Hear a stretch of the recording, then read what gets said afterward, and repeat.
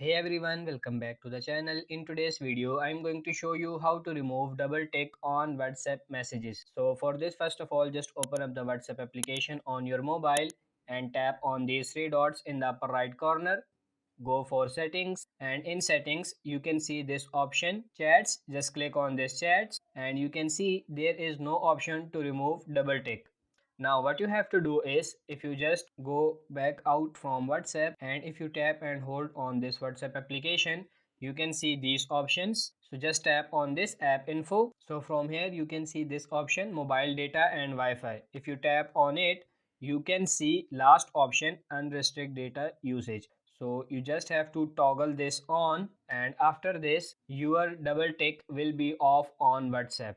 So this way you can remove your double tick on WhatsApp. So that's it for this video. I hope this video was helpful. If it is, like this video and subscribe to the channel. Thank you.